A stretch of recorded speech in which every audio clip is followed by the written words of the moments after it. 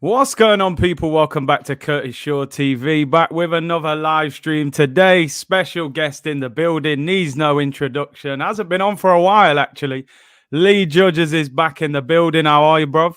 I'm good, thank you very much, Curtis. You okay? Yeah, good, mate. Always a pleasure to have you on. And obviously, now you're on here, you've got your channel as well. I've put your channel down in the description, so anybody wants to subscribe, go and click. And I see you're doing good things. Yeah, I'll tell you, it's been pretty good. I'll tell you what, when you actually do that, you don't realise how much work you have to put into it and all that. I've realised how much you have to do. A few nights staying in now you have to do, and but I'm enjoying it. It's always it's good fun, and we're doing different things, trying to do different things, mix it up a little bit, and it seems people seem to like it. So I'm quite happy, No, you're flying, mate. 20k plus already. And I always used to say to you, man, look, the comments you get on the AFTV fan cams, people are ready for you to have a channel. People enjoy your content. Yeah. You was one of the ones that kept encouraging me, to be fair. So I do thank you for that, because you always sort of said, do you know what? One of the things that really bothered me about it was that, I thought, if I get a channel, people are going to go hate me or and all that. And I don't really want the Arsenal fans to dislike me. Do you know what I mean? Yeah. And that was one of my real reasons that I never done it. But, in the end, I sort of done it. Do you know what? And it's all been love, and no one's really had any hate from me about it. So I couldn't be more pleased, really. So, yeah, long may that continue. That's it. Right. Listen, when you've got good balanced opinions, mate, people, you know what I mean, they can't question it, really, can they? No, listen. Do you know what? I always say that the greatest gift about what I do now and everything is that people want to hear and listen to my opinion, whether they think whether I'm right or whether I'm not. I think they respect what I say. You know what I mean? And that's the biggest gift you can get, Curtis. People want to hear what you want to say, and if they're saying happens at the Arsenal, they want your opinion on it, which is, unbelievable, really. It's a gift, I have to say that. Yeah, man, big up. And like I said, it's in the title, people, so just click on it. It doesn't even take you off, and then go and subscribe and come straight back. Do you know what? I haven't had you on here since just after the end of last season. So I just wanted to speak to you quickly about something that you've spoke about a lot, actually, which was about the Euros. And obviously the old Harry Kane situation. I tell you what, mate, you're an ice cold character, I'm telling you, because even me, I get caught up in the emotion when England score. But the way you was just sitting there, ice cold, what was that situation about then? Obviously, Harry Kane's goals and well, listen, it's something. I'm going to be really honest with you. I'm not really I follow England, but I'm not as passionate of England football that I am, say, with the England rugby or cricket and things like that. And I think that is down to do with the tribal of football. I've always it's been Arsenal and players and like that. Ultimately, listen, I go back to my dad was the same. I look back in the 90s, early 90s when we won the league in 89 and 91. Do you know? Not one English player went to the World Cup in 1990. Not one. There was only one player in the whole of the World Cup that went to Arsenal in 1999. That was David O'Leary. And you look back at that and you think, of all those great players, none of them went. Obviously they did in the future with Tony Adams and things like that. And listen, when in Euro 96, when Tony Adams was captain and all that, and David Seaman, of course you get involved with it and everything like that. But I never celebrated Teddy Sheringham scoring goals because he was a top player then. And ultimately, I've met Teddy Sheringham on a couple of occasions. And when I told him, I was comfortable enough to tell him that, and he went, "Well, you're a see you here, see you next year." Yeah. And it was like, and I regret that. I do regret that to a little bit because I didn't do it, but I just don't really have that big affection for England as I do, say, for other teams. If England are playing rugby, and I love going to the rugby and the cricket and all that, very, very passionate. But with the football, I'm not. And I just feel like, how can you hate on a player that, that I remember, scoring goals against us, throwing the mask off, giving it large and everything like that. Fair play to him. I've got no problems with that. You know what I mean? He's a Spurs man. But then for me to be cheering him the following week, I can't do that. You know what I mean? And that is basically the reason why I'm like that. So I don't.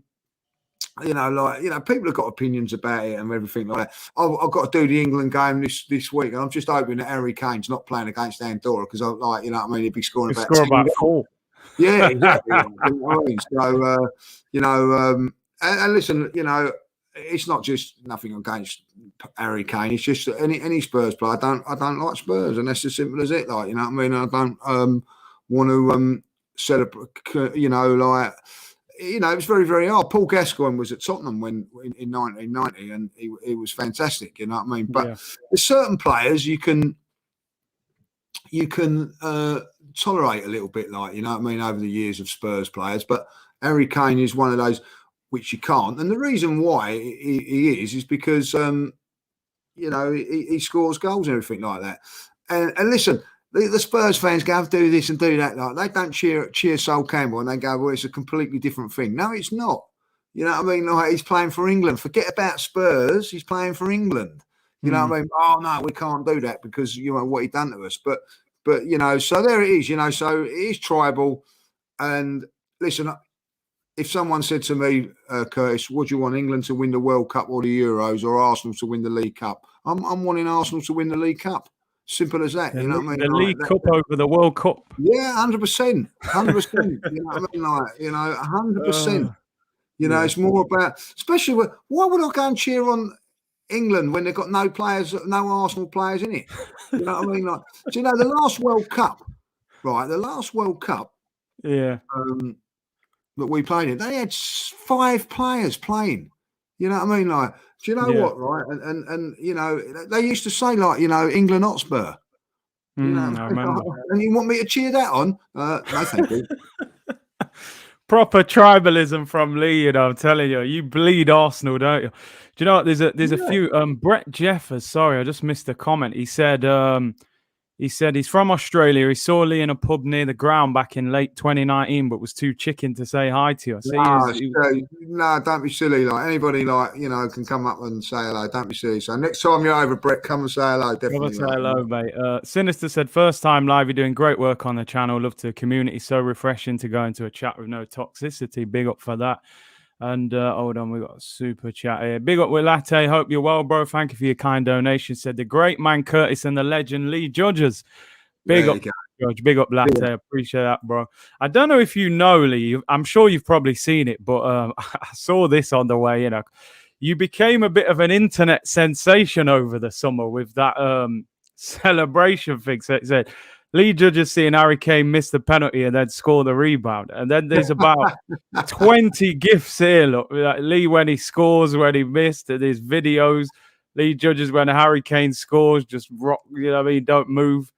Lee Judges every time Kane scores.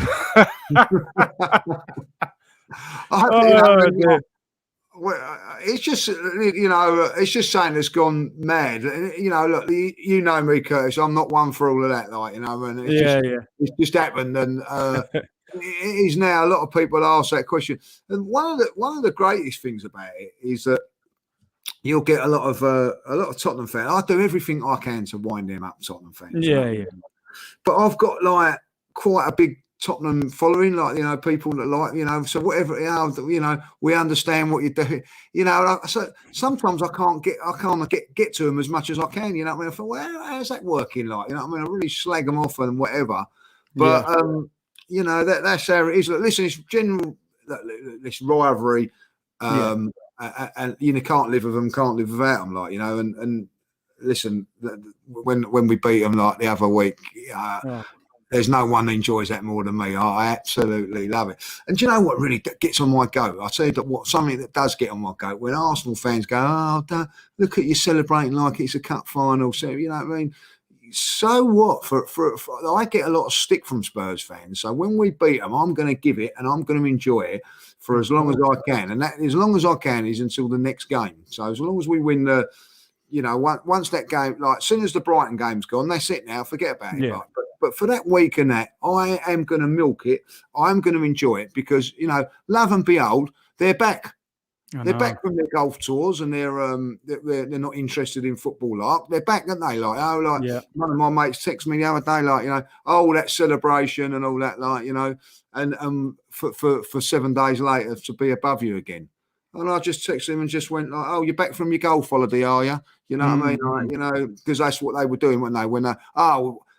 When we was beating them, I weren't interested. I was watching the golf. Yeah, of course you was. You know what I mean?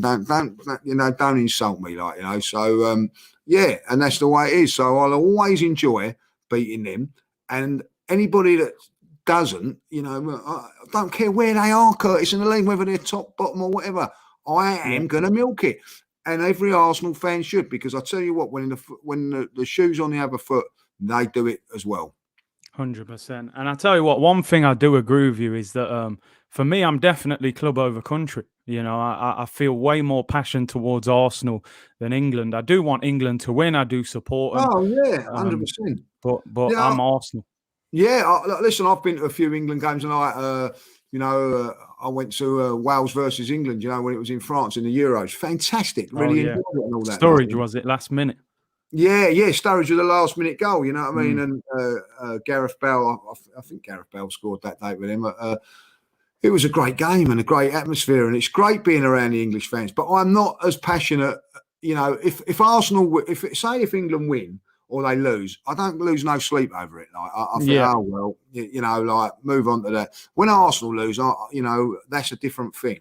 But I can say this now, when I'm playing, when I'm watching England play cricket, I'm passionate as anything for it. Do you know what I mean? So, and that's the way I am. I love the cricket, love the rugby. Anything else at England, I'm really 100% for it.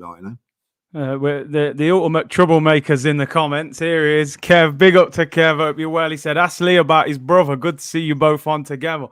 Is your brother the Spurs fan, isn't he? Yeah. Kevin knows, So my brother Darren is Spurs fan, massive Spurs fan.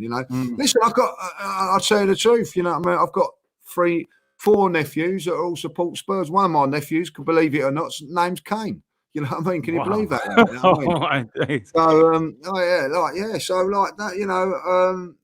So and they come round at Christmas because they live abroad. Yeah. Because they come round to my house for Christmas if they're over here, my mum always buys them Spurs kits for Christmas. So I have them all running around here in Spurs kits. You know what I mean? In my house. It's a joke. But I have to put up with it, How ironic that you don't celebrate Kane's goals and you got a nephew called Kane, man. You couldn't write that, could you? Yeah, unbelievable, isn't it? Unbelievable, So I've got another one of my other boys' name's Aaron.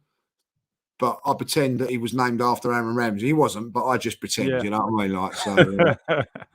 Hey, man. Now, big up to everyone in the comments. Big up Lee Chappie. Big up Albert's in the comments as well. Hope you're well. Big up to Fran FFTV and Mr. Brook the Neck himself, Kevin Campbell, the troublemakers here, people.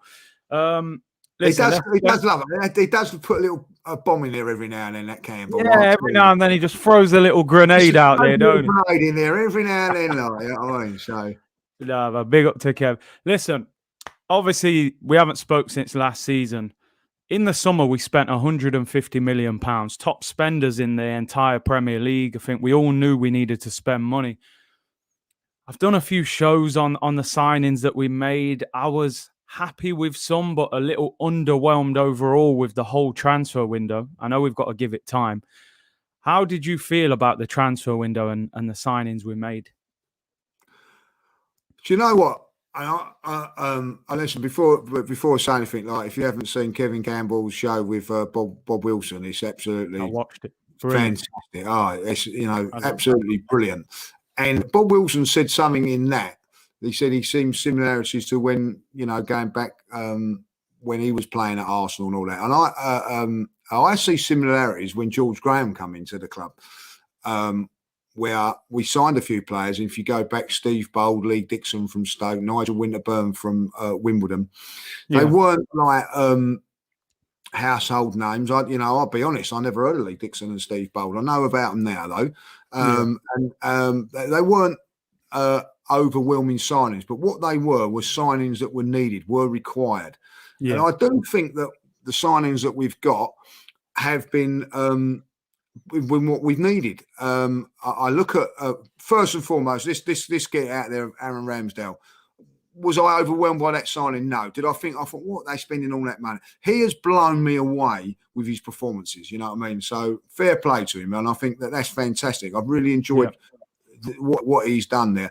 The Ben White one, I don't think has kicked in as best as it should do, but we needed another central defender. I think personally, Arsenal will go with a back three next year. I think Saliba will come in, Ben White and Gabriel. That, by the way, is a powerful, good, solid back three. We can have wing backs to go with that. Like Tomiyasu, I'm going to be honest, Curtis. If you heard of him, I never did. I've been impressed with him.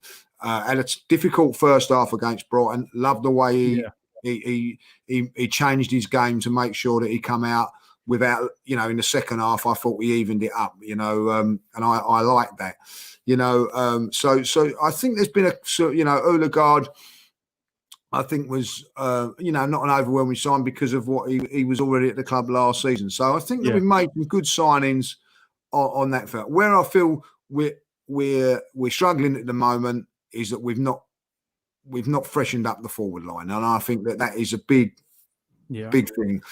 And I think that's where we're struggling at this moment in time. That needs to be addressed, and it needs to be addressed ASAP. I don't think Arsenal are ever going to be challenging unless they sort that out, because the way that we play, we need someone that can do all the things, not just one of the things. And I mean that, Aubameyang's got that pace in behind, but he can't hold the ball up. Lacazette can hold the ball up, but he hasn't got that pace. Balogun's too young.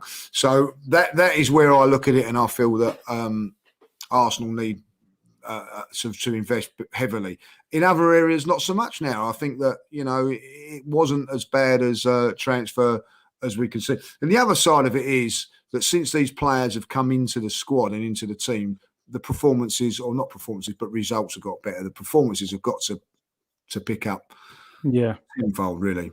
Don't you finally? I always find with Arsenal, when I look back through the years, it's like when we've got a good attack, the defense is weak, and vice versa. Now we had Aubameyang, Lacazette, before that Sanchez, Ozil, and players like that, and now we're saying, the defense is sorted, but now we're going, well, Aubameyang might be past his best now. We needed this back 2 years ago.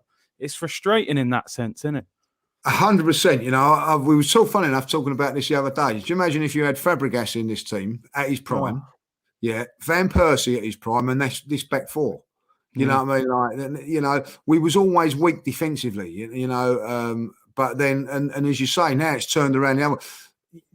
The players that we've got now, we've been crying out for a very, very long while. A Partey sort of player in there that's a dominant, big, strong midfield player. We've got that now. Gabriel is someone we've been crying out for a very, very long time. So we're all of a sudden the right back that looks reliable. I'm not saying that the other right backs have... and I'm not criticising them, but he just does what he looks like a proper defender. Changed his game last week to do it. Tierney looks a very, very good left back, even though he ain't playing well at the moment. Goalkeeper looks, how many years under Arsene Wenger did we go with a goalkeeper not good enough, Curtis? You know what I mean? Like, all of a sudden, we've had 3 goalkeepers in the last sort of couple of years that are all good goalkeepers now. They've got their faults, Leno, Martinez, and of course now Ramsdale. But before that, we had some horrendous goalkeepers. So we've never really had that balance. But all of a sudden, we've got it in that back four area and goalkeeper, and we've got it in the midfield. The one good thing about it is they're all very, very young, so there is time to get that forward in. And if they go with the forward that they're talking about, 23, 24-year-old forward, their team can grow together. I do see positives from the signings and the way we're going about it as players. I think that, but then there comes the big question: is Mikel Arteta the man to take these players forward, coach them, get them better? That's the big question. That's the big question. And you know what? I'm going to speak about Arteta shortly, but just one thing, because someone in the comments here, apologies, the comment flew off, said, I think this will be a very good team in 2 or 3 years.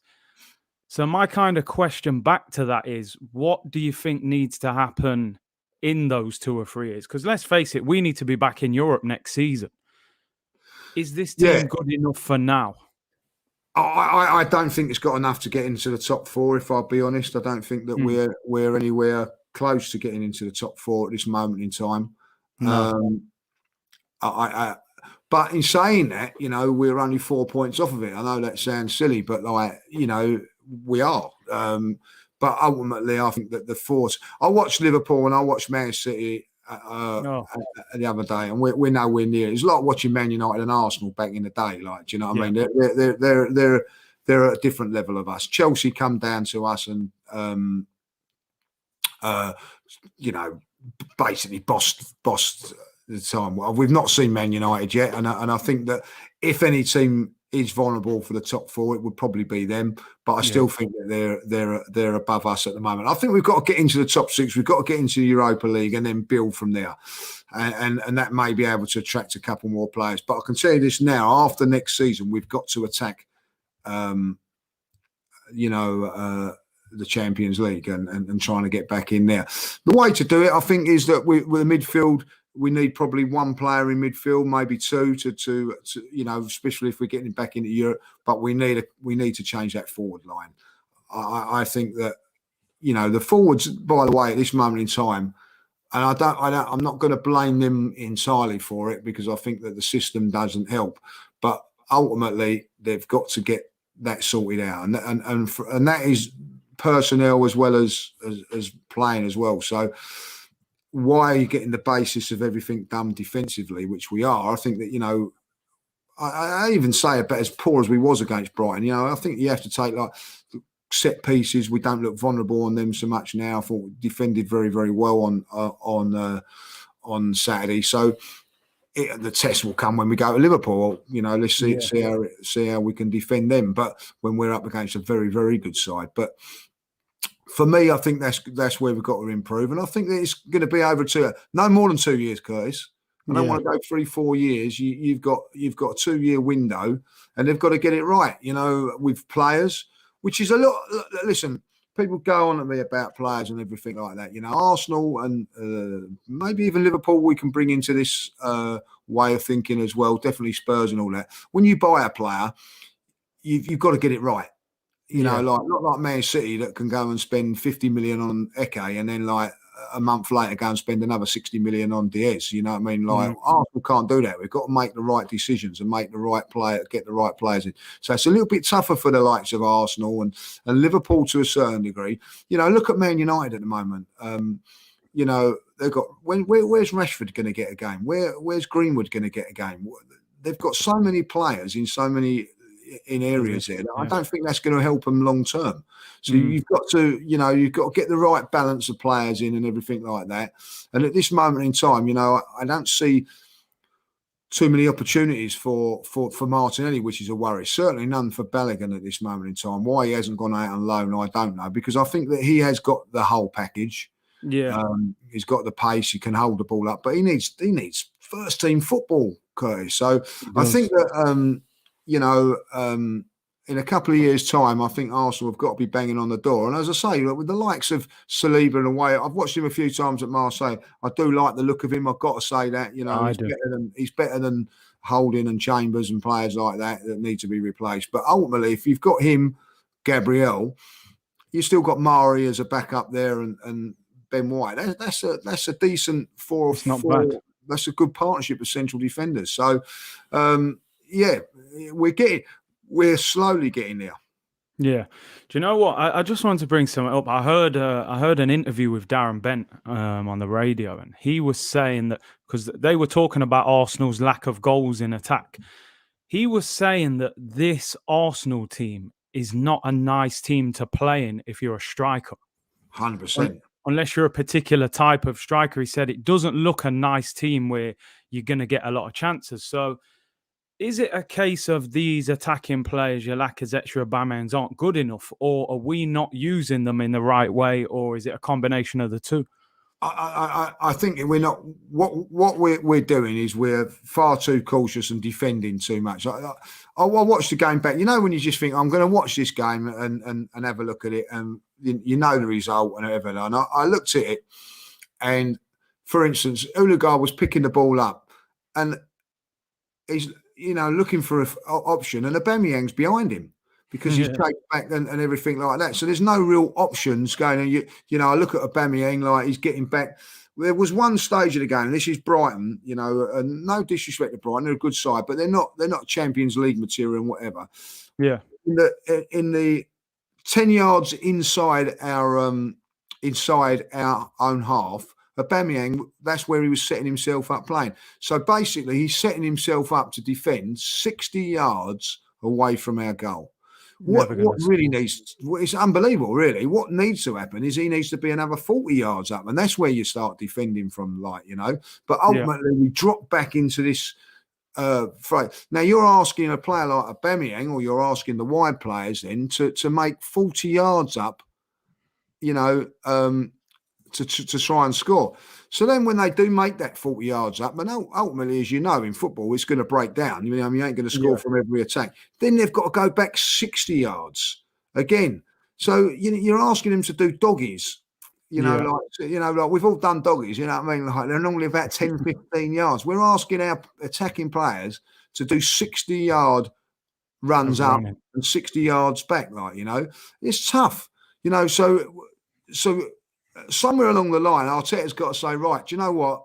I trust my defenders now to defend and be good enough. I don't need to have wide players backing up left backs and things like that, and be a little bit more bold and a little bit more adventurous so these players can go up there. Because it's no coincidence that Pepe's not clicked this season. Yeah. Martinelli, when he played a couple of games, didn't click. Aubameyang's been on and off. Lacazette the same. It's not just, it's all of them. Yeah. You know what I mean? The only two that have really done anything, I think, that remotely are any good is Smith Rowe and Saka. They're young, fit kids, that are prepared and are going to be running up there. But they're not going to score. They're not scored bundles of goals because at the end of the day, it's very, very difficult. Saka made a run the other day, 50, 60-yard run to get into the box. You want him doing that 10, 15, 20 yards out, like Salah did for the goal against Man City. He ain't coming from deep. He did on that one occasion when he scored the actual goal. I think he was in. He's come back, but you're asking a lot for players to do that on a regular basis. You know what I mean? Basically, you've played centre forward as well, I've played with midfield players. As soon as they come over the halfway line, I think Kevin will probably tell you so. No, you would be told, "What are you doing here? Get up there, get up there. Don't. I've known managers that turn around and say, to centre forwards, don't come over the halfway line. Yeah, don't want you here. Don't want you here. We've got other players that can do that job, and that was the job. You know what I mean? But ultimately, when they was up top, and they had the chance, they better take it because at the end of the day, you're doing all their work for them in a certain thing. And good strikers do that. And I just think that you're putting too much of a workload on all of them, When it was against Spurs, I felt we played a little bit higher. I think they played into our hands, if I'd be ultimately honest. Yeah. But so be it. But look at the difference then when Aubameyang is only chasing back 10, 15 yards. Yeah. Different. It's a lot different. And Lee, I just wanted to show you this. It's something I looked over on Monday, but sometimes we hammer strikers and this, that, the other, but I was showing this from this was against Brighton. That's Saka into the penalty area. This is after 5 minutes in the game. Aubameyang's there at the bottom of the page. Just roll that across the penalty area. Yeah. What did Straight he do across there, penalty spot. That's potentially 1-0 if he picks that pass. Do you know what I mean? And these are the little kind of situations that I think Arsenal. Did he delay it? What did he do there? I can't remember that. If I just show you, look, he has a touch. He has another touch and then gets blocked. Didn't need to have the second touch. Aubameyang's going to him. Look. Aubameyang sticking his arms out. Give it to me. It's a goal. Yeah, so that is that down to Arteta, or that's down to bad play. You know what I mean? Like, you know, and that's something that's a great point. You know, how decision making in the final third isn't good enough. You know what I Yeah. mean? Like, you've got that there. Listen, you know what it's like. I was taught it as a kid, like, you know what I mean? Get the ball in early, and Early, yeah. I'll tell you that now, like, you know. I don't think it's changed much, Dave, from your day, my day, and whatever. Like, get the It's the ball in same. early, and if the forward ain't in there, then it's down to him. Mm. You know what I mean? You know, you've done your job. Listen, if Aubameyang's not in that position, then you've got to try something different. But if he's in that position, put it across, and you just leave it to him, and that's exactly what you do. And that is a chance that you have to look at. And then this one in the second half, you should probably remember towards the end. Yeah, I remember this one. 2-1-2. Good defending, by the way. This, I think. It is good defending because what he does well, he cuts off that space here, don't he? He does. And if he comes nearer, the angle changes. What he does there, I think that this defender, by the way, doesn't get the credit he deserves for this. Because if he commits himself, he just slips it in. But he does. He doesn't do it, like, you know what I mean, like. And someone said, "Oh, well, we'll put it." Where is he going to? He can't square that now. He can put it around him, which makes it a lot difficult. I think this is good defending, but you know, unless I would have said maybe here now. Maybe now could maybe roll that just into here for him. He could do that now. That was the opportunity there, but still, I still say this is good defending from this player because it's still not as simple as everybody said, is it? You know, no. I think at that stage here now, that's when he should have done it, like, you know. Yeah. So it's those fine margins, isn't it? Yeah. Where, you know, if he rolls the ball if there, he puts that through, he could still slide and cut that out. There's still it's not as straightforward and as simple as pass as what people make it out to be. But there is that stage where I think that we've got to make the better decisions in the final third. We're not making it. Now, those two decisions there, both from our teenage youngsters, you're learning the game, Curtis. Yeah. They're still learning the game. And that, you know, someone's just put that, it's inexperience. Exactly. It is them learning the game. But, you know, if Pepe's in that position, what would he do? And the likes. You've got Martinelli that's going to come into the team. If he comes into the team, he's going to make mistakes like that because he's learning. This is the problem that we've got. We are too reliant on these two kids, in my opinion. What did you make? If I was a coach, at the Arsenal, I would be showing them two clips. Yeah, drilling them. Learn. Put it across. Put it across. Hopefully, someone is. Yeah. No, we hope so. What did you just make in general of the Brighton performance? Like, because did you see it as a point gained or 2 points dropped? What was your feeling? No, I think, you know, on the context of the game, you know, I mean, we done well to get a point out of it, but ultimately, I wanted 3 points before that game. You know, people turn around and say, "Weren't quite right." So, we just picked up 10 points from our last 12, so that's a great return. Yeah, but we got none from 9 in the ones before that. Yeah. So totally ultimately, you know, we needed to go. We need to go win. Listen, if we go and beat Palace, we go and beat Aston Villa, and we go and beat Leicester, then I will turn around and go, that's a good point. But it ain't a good point if we go and lose those 3 games, you know, or don't win our home games, you know. It's important that you win your home games. So let's see what happens in the next couple of weeks after the international break, and then we can make a decision from there. Ultimately, we didn't play well enough. Ultimately, I was disappointed with the performance. I felt that we would play a lot better than what we did. But what I will take from it is defensively, we done very, very well again. Maybe like poor finishing from Brighton at times, but again, that's not our problem. That's their problem. You know, you can only play what's in front of you. We didn't play as well as what I felt we could do. And, Mikel Arteta, I'll give him his credit, come out and said that. He didn't hide behind the fact of weather or whatever. He just said, we didn't play well enough. And that was quite right. Listen, Villa and Palace are not going to be easy games. I don't think there's any easy games in the Premier League. But ultimately, we're at home, so you've got to win those games. And I can tell you this now, Villa and Palace won't play into our hands like our good old friendly neighbours did down the road. Yeah, no, it's true, because I think when teams come on to us, it suits us then to hit them on the counter. But when they kind of low block, exactly, we struggle. What's your general feeling towards the manager now? Because I don't want to make it sound all doom and gloom. I do think some of the signings look good. Defensively, we look more solid. I think we've got a central defensive pair in there that can really grow together and become solid. Still think we probably need a midfield partner for Partey and probably a new striker. But are you any more convinced by this manager, or have you still got a question mark over whether he's the right man or not? Massive question mark on there. And I will say this.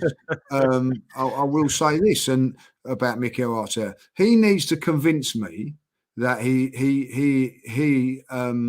is up to the job. Now, when he first come into it, he won the FA Cup, and the way he performed against City and Chelsea, he got my respect, and I give him a little bit of time. But the season mounted in a league season last, and we was awful. You know what I mean? Up until that Chelsea game, it was abysmal. So all the credit that he had, he's gone. I look at it now, and there were, you could say, like, circumstances to those first 3 games, but ultimately, I have not seen enough at this moment in time where I can say, yeah, Mikel's my man. One thing that I don't like at the moment, it's not good to watch. It was great to watch against Tottenham, but ultimately the other games have not been great. Even the one against Wimbledon was 1-0 for a while against the League One side. So I'm not like going to turn around and say, right, that this is the man, this is the ultimately the man doing his job at this moment in time.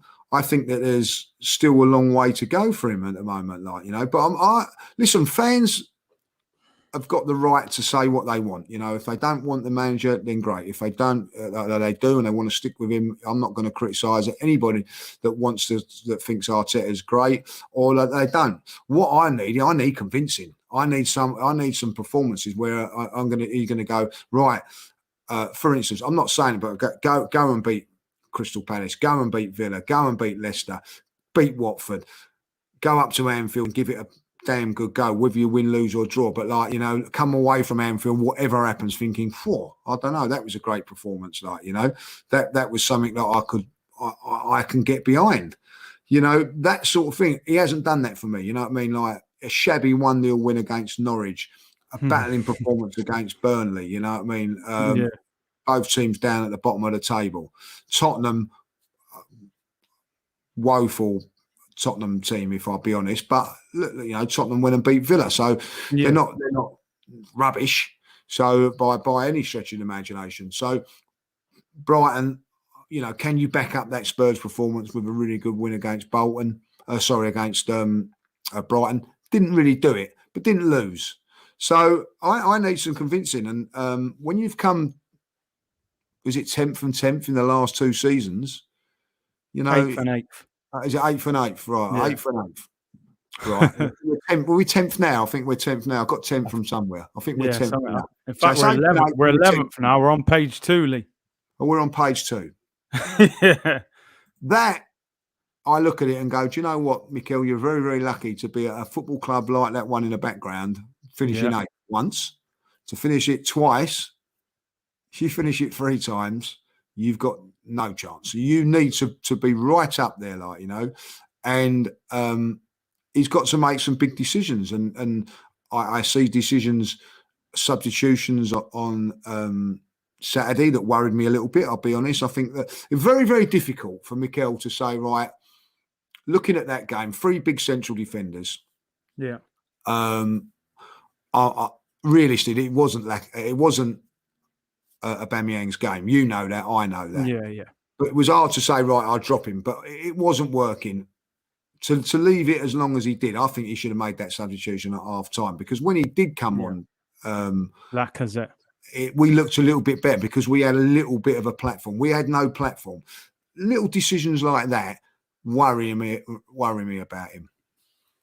Yeah, and the thing is there, like you said, Lee, I think I know how he wants to play, but we don't see it enough. And he's 2 months away from being in the job for 2 years. Most managers at top clubs, they're lucky to survive 2 years if they're not actually making progress, you know. And I hear people saying, give him time, give him time. Surely after nearly 2 years, we should at least see a regular style of football and what we're building towards. Well, exactly. Listen, people say about time. Rafa Benitez has come straight into Everton. Now, I don't know whether Everton will finish above us or not, but I watched them the other day and I thought, I like a bit of that. Yeah. Going to Old Trafford and really giving it, like, you know what I mean? Look at making players, Gray look like, Sanchez in his pomp. You know what I mean? Like Townsend, he's brought in, like, you know what I mean? Always been a good player, if I'll be honest. You know what I mean? Nothing spectacular, but a good player at Premier League level. He's making him look fantastic. Look at the goal where they orchestrated that goal. It was fantastic. I look at Crystal Palace under Vieira. I see that, people were going, they're going to be that. Lost a lot of players in the summer. Yeah. Bought in a few, and they're straight away, they're gelling, and there's something there you can see. I don't see that with Mikel. I don't see it. Everybody turns around and says, he's had to change this and he's had to change that. Well, these managers have done it, and that. So longevity, is that going to work? We don't know. But at this moment in time, they look like they've got something. I don't see that with Mikel. Even now, I still don't really see what I can see. One good performance against Tottenham isn't going to convince me. You know what I mean? Like, because listen, people give him a little bit of disrespect to a certain degree, saying, you've got to be up. Anybody can get you up for a game against Spurs and all that. Well, I didn't see Spurs up for it like we were. So don't dismiss that. Yeah, he deserves the credit. You still got to put in a performance. You still got to get him going and everything like that. And that's exactly what he's done. So I'm going to give Mikel all the credit he deserves for that Spurs game, but he needs to do that more often than not. Those sort of performances. Now, if he gets those performances, Curtis, and starts winning games and all that, and what we've gone about it, even the die-hard Arsenal fans that don't want him will have to go, hold on, I'll hold my hands up here. We've won 6 games on the spin. We've done this and done that. Things are going to be happening. Because I tell you something now, fans are fickle. If he went to go and win 10, 11 games on the trot, we'll all be supporting him. Of course they will. Yeah. And rightly so. That's because that's what fans do. But at the moment, you need convincing. Well, I certainly do. Some of you it's going to take a lot more than 5 or 6 wins. No, listen, you're spot on. Like you said, Lee, football, we're fickle. We're easily swung one way or the other. You can want Arteta out. You win a load of games. We'll all be happy with it. I'm like you. I'm still not convinced by him. I think in 2 years in a job with over £200 million spent, you should be able to watch that team and see what his plans are and see it on a regular basis. And to play that well against Tottenham, the rest of the season, I don't think we've really played that well in any other game, really. We dug deep at Burnley. We scraped to win at Norwich. We were bullied by Chelsea, bullied by Brentford, battered by City. So for me, he's still got a lot more to do, I've got to be honest. 100%. And, if you're saying that he needs time, you have to look back at last season as well. The performances there weren't good enough. The Villarreal debacle, comes into question as well. There's been some good performances and all things like that. And but ultimately, there's. You come into a club and you want to see progression. It's simple as that. And now is the time for that, And that's why I'm not going to go overboard about it at the moment, And I'm in the position at the moment of I always said, let's see what he does in these 4 games. Yeah. A little mini thing before the international break. He won 3, drew 1. Forget about how well we played. the results. Yeah. That's it. You know what I mean? Like, now let's see what he does on this other bowl. Now, if they're not convincing wins against Villa and Palace and Leicester, but he gets those results and Watford, I expect really another, the minimum of 10 points from the next 4 games. Yeah, I think 100%. We should be winning all of them. 12 points. And then forget how they play. I'll take that. And then then you've got something to build on. Like when you've got over the last sort of 2 months, 22 points, you can build on it. But ultimately, it's no good going and getting 4 or 5 points. I want to see some consistency and play now and progression. He's got good defenders in the team now. He's got a platform to express the players to express themselves a little bit better. Yeah, go and do it. And that's it. And do you know what? Obviously, there's a story going around today about a player that I know me and you have spoke about before, and that's Martinelli. Saying that Martinelli may force a transfer out of Arsenal due to his lack of game time. What do you make of this situation? I know we keep talking about, we might need to go and buy a striker, but here we've got this lad who I think's got huge potential, whether he's a winger or a striker. Why is he not being given an opportunity in this Arsenal team? I don't know. I honestly don't know why he's not. You know what I mean? Like at the end of the day, that game was crying out for him on Saturday, because it was a game where directness and whatever was needed, like a bit of pace and a little bit, and he's got all of that sort of stuff. Now I watched him against Wimbledon, and I thought he worked really, really hard. It's nothing about attitude or anything like that. Every time I watch him, I think he works really, really hard. He looks a real player. Now, if it comes down to it and we start and all of a sudden we lose it, I know who I prefer to lose. Mikel and Martinelli, if it comes down to that. So I agree. You know what I mean? So he's got to find a way of getting Martinelli into this team. It's a little bit difficult at the moment when Smith Rowe's playing well, but I think at the end of the day, you've got Smith Rowe and Saka, but ultimately you've still got Pepe in there as well. But for me, Martinelli needs to be given games, and he needs to be given them more than just the odd Carabao Cup game. But also what I've got to say about it is, even as a sub, he's not being used as a sub. Now, one of the reasons that he wasn't being used as a sub in the first couple of games is because you had people like Tierney and Partey weren't fit enough. So they would happen to be taken off and replaced. But that's now gone. And for me now, Martinelli should be getting more game time than what he should. And for me, I think Mikel Arteta is holding him back. I do. Yeah. No, listen, I agree. And I read the article, and he's saying that, he had an injury at the start of last season. He's saying from January onwards, there was no injury problem. He's been fully fit. He went to the Olympics, played for Brazil, he even cut short his holiday to come back early for Arsenal. And he's saying he can't understand why he isn't being given a chance. And if I'm his agent, I'm saying maybe we're going to have to look somewhere else. Well, exactly. Like, you know what I mean? Like, hopefully, like, there has been talk and like saying to him and all that. But like, what he'd be looking at is a guy, I don't know how old Martinelli is now. Is he 19, 20? Going to be in that age. He's thinking, 20, I think now. You're giving Smith Rowe chances on the left-hand side, which is really my position. And that's nothing against Smith Rowe, by the way. Like, do you know what I mean? Like, I think that, for me, there's a position now where I think in these next home games, Odegaard comes in alongside Partey as the midfield. Smith Rowe goes into that middle position. That's would be my 3 now. Be a bit more attacking. It leaves a position over on the left hand side, and that should be Martinelli. That would be how I'd get him in the team.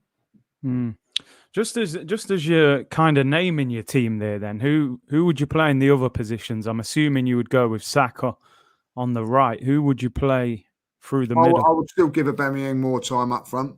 I would still, because I think that he's the best goal scorer that we've got. But I would like him to be on the end of things like what you see with that clip, getting the ball into the other players' feet and mark that. But I would. The back four speaks for itself. Yeah. But even though Tierney's not been great over the last few games, I would say, after the international break, back your ideas up. Otherwise, we'll give Tavares a go. That's how I would. Yeah. That's what I would say. But ultimately, you're still my man. The midfield, Lokonga's done very, very well. But I think that we don't need two when we're playing at home. When you've got a back four that's solid, or should be solid. So I would bring in Odegaard in that role there alongside Partey and play on the left-hand side of it. Obviously Xhaka's not about. Smith Rowe as the number 10, maybe interchanging with Odegaard. He can be a bit more flexible with that. Martinelli comes in with Saka, and I've always said this. If you're going to play Pepe, I don't think that the two up there are great. So play Pepe as the forward. A few people have said that, and give him a go up there. He can hold the ball up. He's a very, very good finisher. So that would be a position that I would say like for Pepe. But it's very, very difficult where Pepe is going to get games. If you're not going to play Martinelli, By the way, he was awful when he came on the other night. You know what I mean? So he needs to perform when he does come on. But I was, when Pepe's going through 1-on-1, I fancy him to score more than any other player in the team. He's a good finisher. Yeah, he's a good finisher. So why not give him a go up there? Sometimes you just try something and it works, and you've got it. Go back to Arsene Wenger with Van Persie when he put him up front. I said, well, that ain't going to work. Yeah. Well, it did. You know what I mean? So try something different. Who knows? O'Malley, thank you for the super chat. Said, thanks for the content, guys. Would love your opinion about January, given the Xhaka injury, sign or loan a player. Obviously, Lee, in January, we're going to lose El Neni, Partey, Aubameyang, and who's the other one? Pepe to the African Cup of Nations. Xhaka's out for 3 months. Do we need to go and get a midfielder in January? Oh, 100% we do. 100% we do. You know what I mean? And probably two. If I'll be honest, you know what I mean? Because at the end, probably by looking at that, Xhaka, I think, will be just coming back into the fitness-wise. That might be a good thing that is nice and fresh. But ultimately, I think we need another player in there, definitely. We haven't really got a strong midfield. No. At this moment in time, if we was to lose Partey, for instance, what would be the midfield? And as I say, with Lokonga at the moment, he's only 21. He's only just come over to the Premier League. You can't actually expect wonders from him at this moment in time. I think he's settled in very, very well. But again, then you're saying, let's rely on a 21-year-old. What is it? We're relying on 21-year-olds and 20-year-olds at this moment in time. So let's put another kid into a very, very pivotal position. So for me, now we've got to go out and get somebody, 100%. Yeah, definitely. Craig there was just saying this season is make or break for Pepe. He's in his third year. He'll only have 2 years left on his contract this summer. Obviously, when it gets down to maybe 1 year next year, you're in a mess then. Would you make a decision one way or another on him this summer? Do you either extend that contract and play him, or do you actually just cut your losses and say it hasn't worked? It's a real difficult one. I like Pepe, but he frustrates the life out of me because I think he's such a talent, but he just doesn't do it enough for me. And that's what I say. He doesn't produce enough, but I will stick up for him and I will say, he's not alone in that from the front lot, is he? Do you know what I mean? They're all the same. He just needs to be given a chance and a run of games. But I honestly believe that for whatever reason, Arteta doesn't trust him. You've been in teams and I've been in teams. I mean, when a manager, you can't do no wrong, and then another manager just doesn't like you.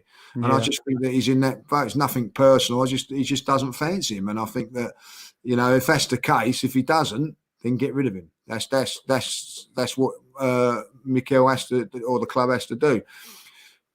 if it was me as an owner or whatever, I would be saying to Mikel, look, we've spent 72 million on this player. You know, are you going to make him? Are you going to make him better? Make this player. You know, you're a coach, make him better.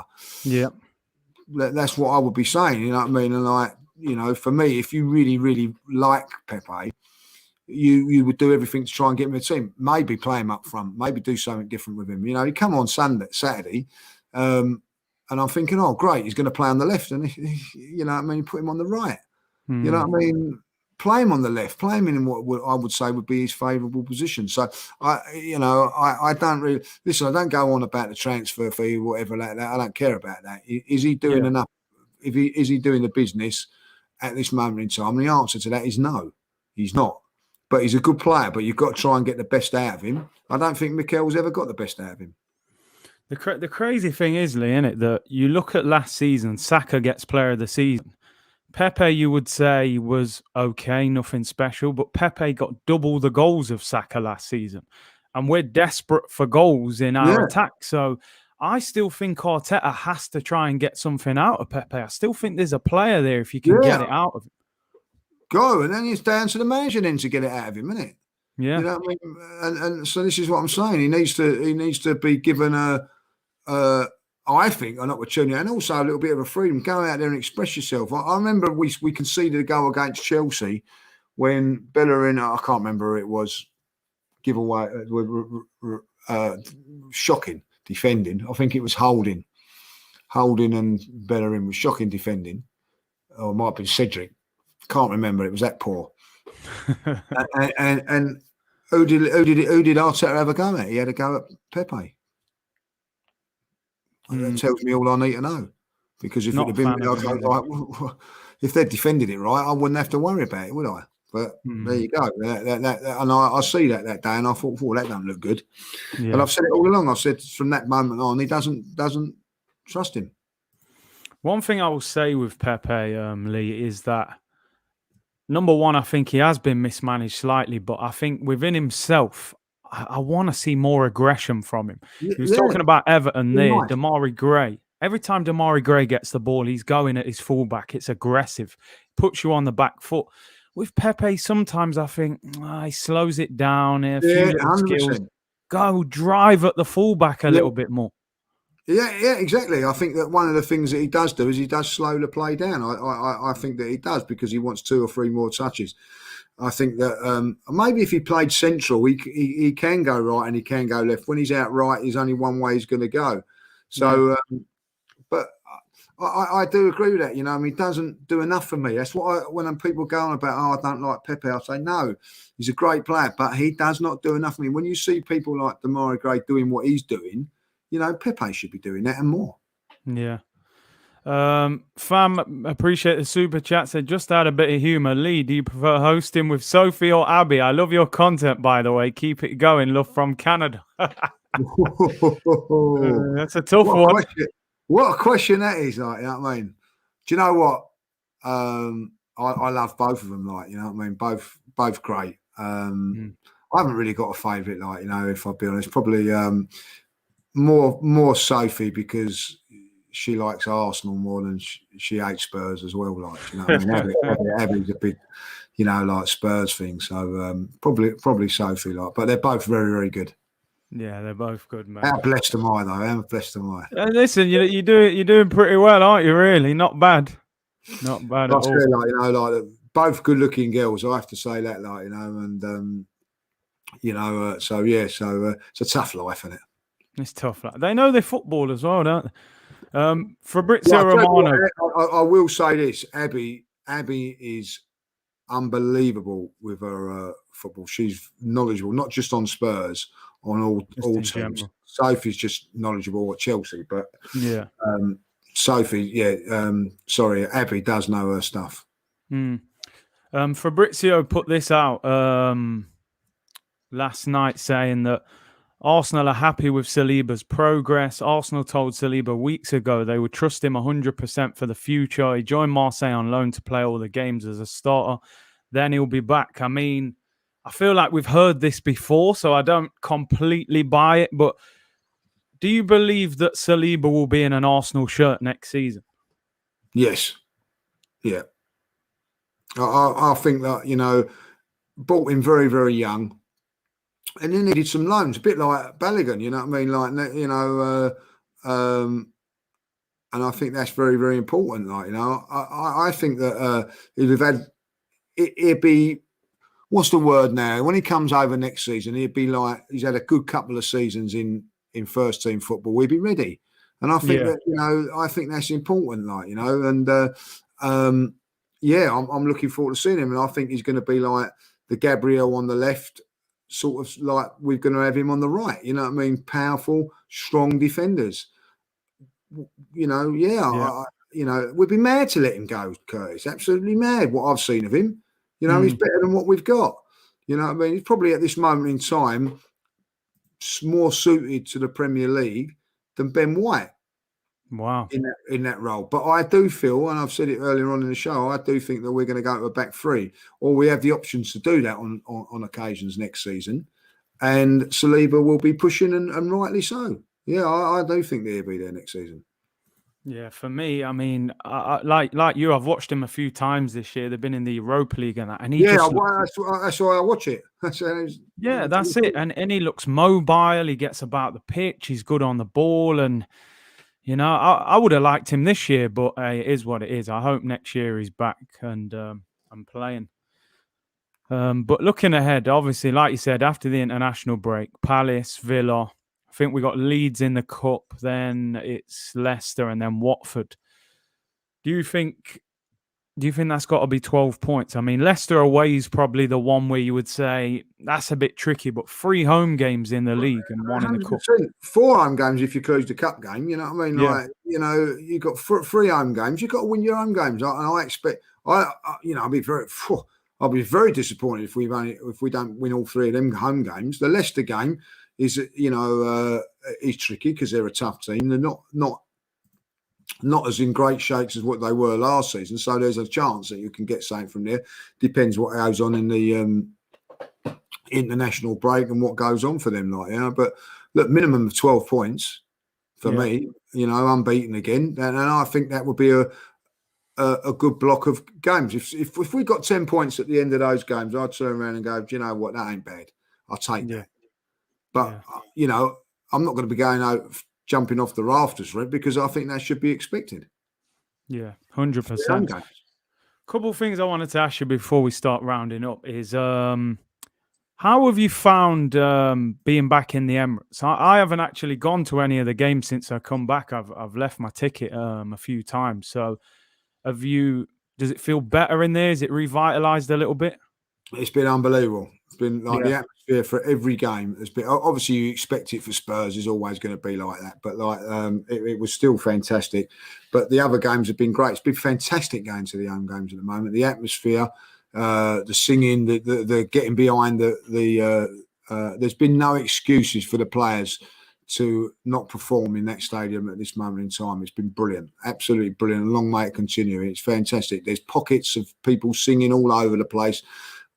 If it ignites like a flame to paper, and if then everybody starts singing it and the whole crowd gets involved. Listen, the club levels, they get up and sing as well. Like it's proper good atmosphere at the moment, and it's the best it's been. I don't know why it's been there. Is it because there's new fans coming in because a lot of fans have gone on holiday with their tickets or whatever, but and whatever, but. And I think like the tickets that they allow for the overseas fans are not about because of travelling restrictions and whatever. So there's more tickets for the local fans, if you like, and they're making a noise. And long may it continue, and hopefully that will continue. And we'll progress. That will continue going forward as well. What have you made, and listen, sorry to bring this up and not the most positive, but what have you made of this kind of energy and these chants towards AFTV and stuff, mostly at home away games from what I've seen? It baffles me a little bit, if I'll be honest, because, the hate for it and all that, I could understand that a couple of seasons ago. I could understand that, you know what I mean, what people were saying, people not liking certain people and whatever. But this changed. The actual channel has changed. The energy of the channel's changed completely. There's different things on there that are more positive, if I'll be honest. There's also new people on there, like, you know, now certain people are getting stick now that have only just been on AFTV. Well, if these guys are not watching them, how do they know who they are?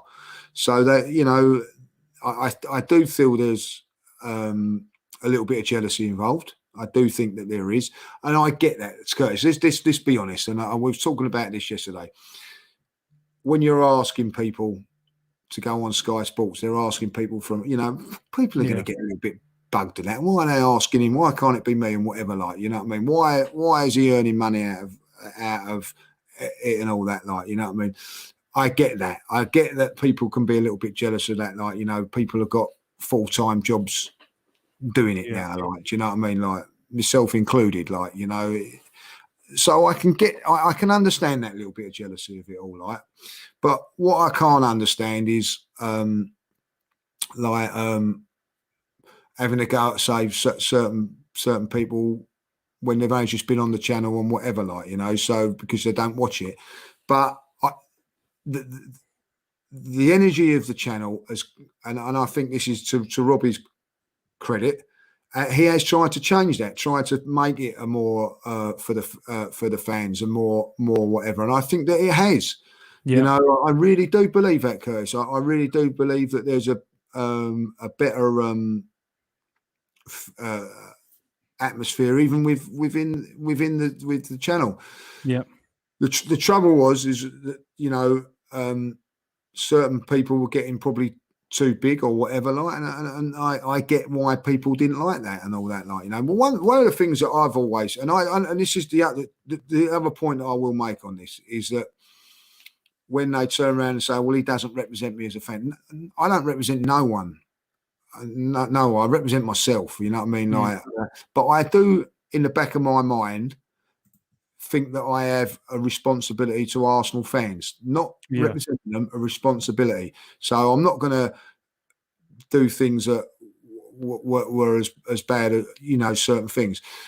On the other side of it, and this is where it gets a little bit thing for me, Ty went on that thing with Sky, and you know, people going, oh, look, that, you know what I mean? That isn't nothing to do with AFTV. That was Ty, and that's Ty's opinion. And Ty doesn't represent me and the way I feel about as an Arsenal fan. That's what I say. You know, he doesn't represent me. He's an Arsenal fan and goes on there. Now, people can get a bit jealous of that when you've got Roy Keane and Jamie Carragher talking to him, and then even in commentary going, oh, my mate Ty's not going to be happy about that. You know, people are going to find that a little bit tough and all that, like, you know. And one thing I will say about this, and when people say that, you know, you're earning money out of negativity and all that, like, let's get this right. Yes, when Arsenal lose, people are going to jump on it more. I get that, you know what I mean? Like, views are like that. But ultimately, if you look at it, Arsenal are not in Europe this year. So that's 6, 7, 8 games that they're not earning no money out of that. So for Arsenal's not having success, you're not getting those 10 games or whatever, like, you know, and so there are things about it, like, you know. Listen, not everybody's going to like it, you know what I mean? Like, I don't like Talk Sport, so I don't watch it. You know what I mean? Like, at the end, or listen to it or whatever, like, you know. So it is very, very hard. I get at times when people say it's embarrassing, like, you know what I mean? I get that, you know what I mean, when certain things are happening and all that. But ultimately, a lot of the time, people are doing that at home and whatever, like. And I will say this. I watched a video, right? I'm not going to mention no names. So I watched a video of them all singing that "Get Out of Our Club" and all that, like. And I'm going to, 2 things I want to say on that. I see people that have been on the channel but haven't made a name for themselves singing that. Yeah, I get you. Right? One thing on that, like. And if they are singing it, So what? That's their opinion. You can sing songs and all that, like, you know what I mean? Like, I don't find it offensive in any shape or form whatsoever, like, you know what I mean? If that's what they want to do.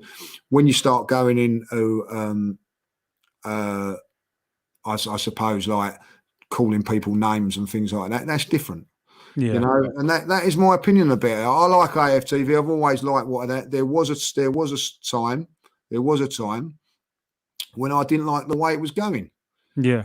I'll be honest, but you know, you go on it as well. You probably feel the same. I think like any genuine Arsenal fan would.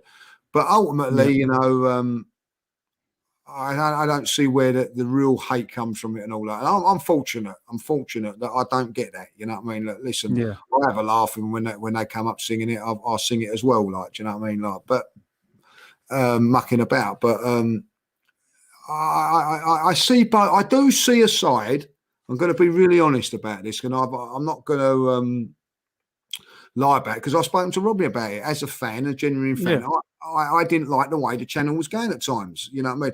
I'm fortunate enough that I can put that view to Robbie and say it was, and he assured me that he was going to change the way it was going. He has done that. You know what I mean? It's nowhere near as bad as what it was, Curtis. It really 100%, is. 100%. And like, you know, any fan can go on there and say that, you know, and I'm pretty sure if you don't like AFTV, get on there and say something and why you don't like it. I don't think that no one would stop you not saying it, like, you know.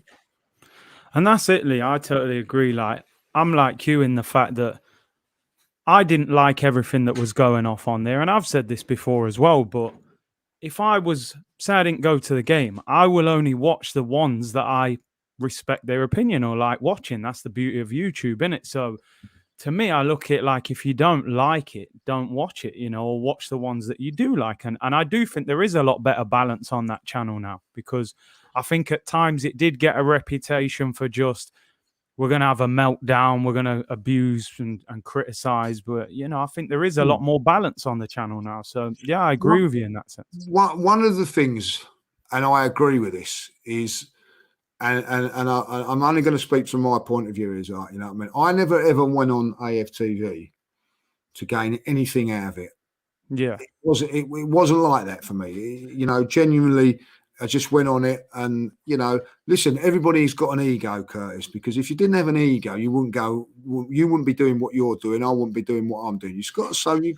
There is a certain thing in that. And if people like what you say, great, you know what I mean? Like, but I didn't but I do feel, and a lot of fans feel this, that they're, you know, like a lot of people went on it to be famous, to make money and things like that and whatever, like, you know what I mean? Like, yeah. Now that's where it can be a little bit misleading or whatever, like, you know what I mean? But ultimately, if someone goes on there for that and whatever, that's the way it is. Listen, no one ever, when I went on AFTV, if someone had said to me it's got as big as what it is, I would never have believed that. You know what I mean? It's just gone mental. It's gone mental. Yeah. And that, you know, is the way it is. Like, I will say one thing which really does annoy me about people in AFTV or people saying about it. Where were these fans before AFTV was? Where were they before that? You're an armchair fan or this and that, like, do you know what I mean? Who cares when you started following Arsenal? Because am I a better fan than you because I followed Arsenal before you? It doesn't matter if you're an Arsenal fan a year ago, 5 years ago, or you're supporting Arsenal now from day one. Welcome to the family. I don't care about when you supported Arsenal, whenever it was. You know what I mean? Like, these are things that really do annoy me about it. People turning around and saying, like, because I go to games, I'm a better fan than you. Like, do you know what I mean? I never ever thought that I'm a better fan than the next guy because I go to games or at home or away or I don't. You know what I mean? Like, the fact of the matter is, if you're privileged enough to go to games, good luck. And if you're privileged and not, unlucky. But what you have to say is, I know my dad, when he was alive, you know, they didn't go to Arsenal games in the end because of health reasons and all that. He was as passionate as I was, and I was going. So that doesn't mean to say, well, I never turn around my dad and said, Dad, you're not passionate no more because you don't go. Yeah. Everybody has a right to support Arsenal how they want, how they feel that they want to, and whether you go to games or not. And that really is a real bugbear of mine when people turn around and say, well, I've been going since 1980, whatever, and that makes it, or you've only been going because of AFTV. Now, the reason that some of these fans might be going now to Arsenal is because of AFTV. That's their prerogative. Because, you know what I mean, like, show us a picture of before AFTV was, you know, well, so I don't, what does that matter if you go, you know, I just don't understand that, though, you know. It's a crazy take, isn't it? But it's just, I don't know. I think to myself, on one hand, when we had the Kroenke out protests, we had one or two protests that were big. Everyone was together. Quickly, that just fizzled out. Yet this guy at the top is probably the most responsible for Arsenal's downfall over the past decade. Yet you're focusing on a fan channel that, to me, I always said fans are a reflection of their football team. If they're doing well, they can't go and get angry on camera because you've won the game. That is a great point. It is a great point. But listen, Arsenal fans, and I get this as well, they don't want to slag off the team. They don't want to slag off the players. And years ago, they never did. So what would they slag off? You know what I mean? They blame the channel. You know what I mean? Like, you know, stop. The way to stop Arsenal fan TV from being successful, right, is Arsenal winning every game 5-0. If that's your theory, that it's all the negativity side of it. Like, the way, support Arsenal Football Club, get behind that team and make sure they win every single game, because the channel won't be successful no more, will it? Because you win in every game. You know what I mean? Like, but that ain't the case. That ain't the case. You know what I mean? Like, it'll still be there, but maybe it won't be so embarrassing because they're winning all the time. So basically, it comes down to reflects on what the team's doing. You know what I mean? If the team is winning games, you know what I mean? Like, there's going to be no negativity. Do you know what I mean? Like, you know, that's the way it is. But so I think that there is a little bit of that. They don't want to see fans, you know, they don't want to slag off the Arsenal football team, the club. Yeah. I get that. I don't want to slag it off, like, do you know what I mean? Like, you know, but ultimately they'll all be in the pub afterwards slagging off the Arsenal team. But it's just now football has changed. It's just changed to, listen, football's changed, Curtis. Everything's changed. And now, you know, channels have come in and it's made people more, I wouldn't say famous, but more well known than anybody else and things like that. And that's it. And that's how it is. You know what I mean? These channels are not going to go away. They've all got them now, like, do you know what I mean? Like, you know, and listen, I also get when, and I get this.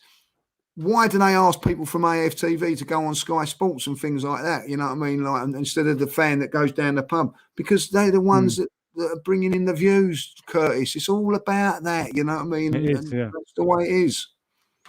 It's a social media society, isn't it? You know, over the years of you watching Arsenal, have the Arsenal fan base always seemed this divided, or was they way more together? This has changed. Nothing to do with AFTV, nothing to do with social media. It all changed because of the Arsene Wenger thing. Yeah. It really did. What happened with when Arsene Wenger came in, social media was about, all these platforms were about, so you could get a voiceover. Like, back in the day, it was not like that. You know what I mean? Like, you know, you weren't happy about George Graham, you'd moan it to your mates and whatever, and it might come out in a chant on the terraces and things like that. Social media then changed all that, but ultimately there was the divide about the Arsene Wenger thing, and it got toxic. It got bad. You know, there was at one stage, if you said something bad about Arsene Wenger, there'd be a fight. You know what I mean? Like, in the wake, I've seen it. You know what I mean? Like, you know, then all of a sudden it went the other way, Curtis, when if you said something positive about Arsene Wenger, it would all go, you know. So that's when the divide come, and social media has put the flames onto that, like, and the fan channels. You know what I mean? Like, you know, people turn around and say, AFTV or fan channels got Arsene Wenger to say, don't give it that much clout. That no way was that there. Like, fans made their opinions known. Fans used to make their opinions known by going outside marble halls and shouting and singing like about getting on. I remember that when Terry Neal got sacked and that. There were thousands of fans going out. No different to now, but it's different way of putting it out there, like on social media, fan channels and whatever, like, you know, and that's how it is, like, you know, and not just channels, like the radio stations, like, you know, back in the day, Curtis, you know, they didn't have radio stations with phone-ins and things like that when I first started going to football. It's all changed. It's all been little things building up all along the way. And that's the way it is now. Social media, by the way, has come in, and look what it's done over the last. Bloody hell, WhatsApp went down the other day. Everybody's going me mad. You know what I mean? Like, but that's what social media is all about now. Like, you know, and the way it is. Do I prefer watching football back in the day? Of course I do. To what it's like now. You know what I mean? The game's completely changed. It's you know what I mean? You can't even make a tackle these days. You know what I mean? You can go on about and then on and on about it, like, you know what I mean? But unfortunately, with it, if you're an old school fan, and there's a lot of old school fans now, they don't like social media and all that. Like, you know, like, I have a couple of my mates that go, oh, I can't stand it. You know, like, don't like it. So you go there, I can't stand all this social media. It's not for me and all that. Like, well, I go and you're on Twitter. That's different. I said, no, it's not. Social media. It's or they're on Facebook. Facebook's social media. It's everything. It's changed, and it's here to stay. And if you don't like it, I don't know what you can do about it. Like, you know what I mean? But having a go at a channel, and as we've said, you know, for certain reasons you can understand it. But I think if you looked at it now, it's good. I'll tell you one thing before I go, because like, I know I'm going on about it and all that. Like, no, it's all right. This really does, another thing that really does bugbear me, right? And I go, I don't watch the channel.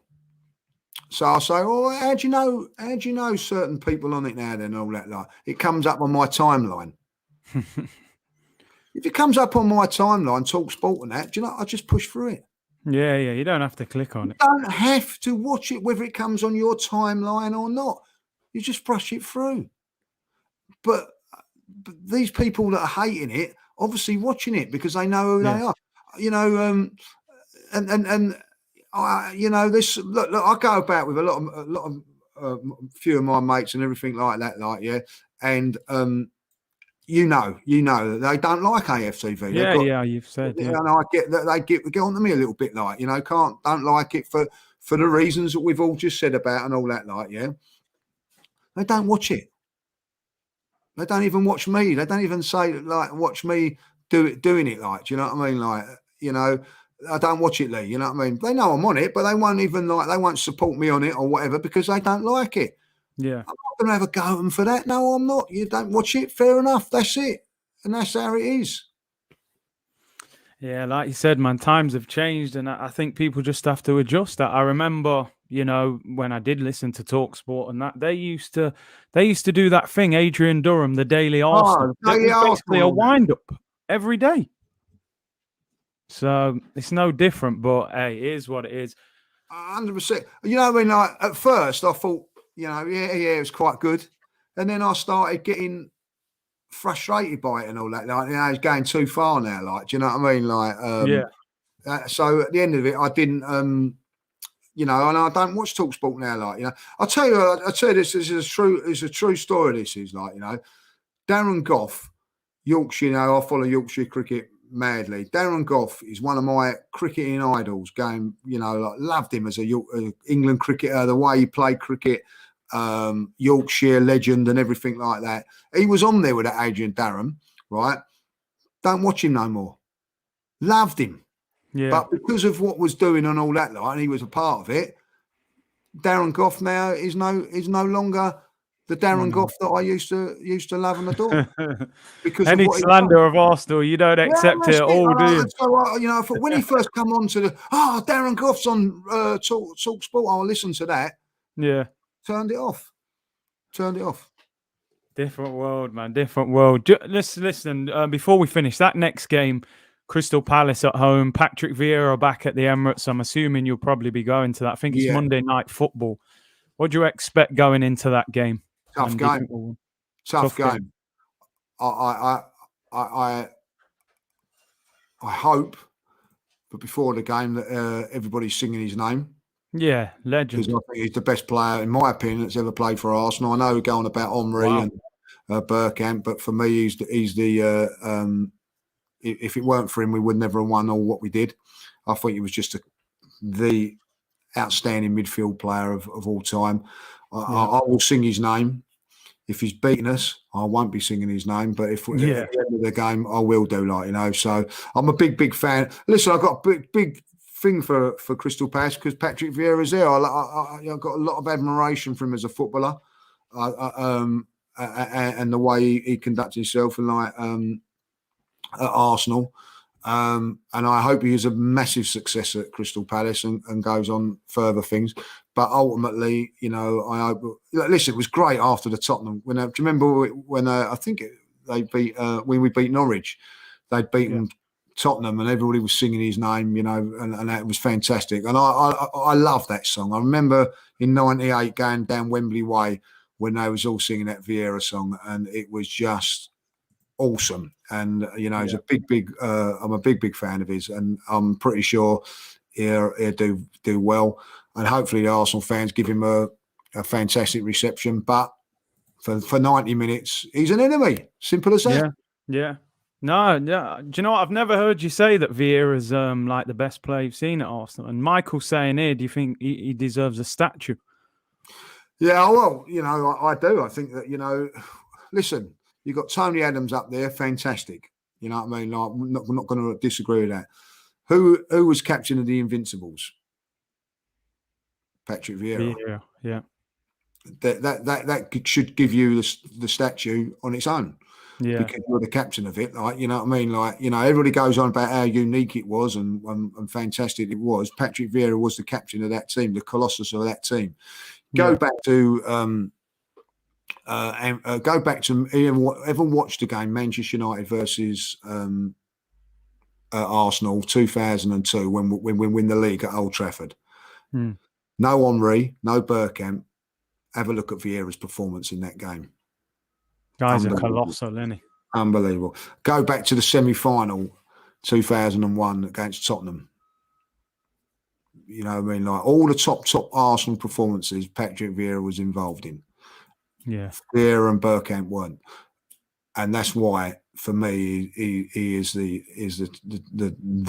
ultimate. He is the ultimate GOAT as far as I'm concerned. I don't think we would have won those games if he wasn't there. Like they kicked bloody things out of him, like, and he just got up. I'll get up. I'll do it again. You know what I mean? Like, I just think he was just. And I'll tell you this now. I've never seen a player make an impact on a debut like Patrick Vieira. Bergkamp's debut was fantastic, but it wasn't like his was. Henry's was quite quiet, if I remember rightly. Charlie Nicholas, who's my idol, Arsenal idol, wasn't memorable. Patrick Vieira's was. Jeez, Vieira, man's got me going down memory lane now. That's why I always have these old boys on the green screen, mate. That's the proper. Yeah, proper player he was, like, And if he was playing now, he'd still be the best player in midfield because he could play. He could. If I was a midfield player, I think, right, I'm going up against Patrick Vieira now. I'm going to give it to him. Right, I'm going to play a game. He could play. He could do everything. You know what I mean? Like it just wasn't one thing he could do. He was just awesome. Absolutely awesome. Yeah, what a player. Listen, Lee, really appreciate you coming on, bro. Thank you for giving up your time. I loved it. Really enjoyed it, man. Like I said, people, his channel is in the description, so just click on that, take you straight there. Go and subscribe. When are you next on? When's your next video on your channel? I don't know because it's International Week. We sort of said we'll have a little bit of a break, so it'll be probably sometime next week. We're doing some we're doing some video work or whatever, like, doing some stuff, but nothing like it's going to be coming out for a couple of days or a week or so. Yeah. Yeah. Make sure you go and subscribe. Appreciate your time, Lee. Great to have you on. Great No opinions as always. Yeah, take care. Everybody in the chat as well. Good luck. Yeah, thanks a lot, people. I'll be back tomorrow. I'm not doing the Spain-Italy watch-along tonight, actually, because I'm out, but I am going to do the Belgium-France one tomorrow. I'll be back at 2 tomorrow for the Arsenal update. Big up, Lee. Big up, everyone, for tuning in.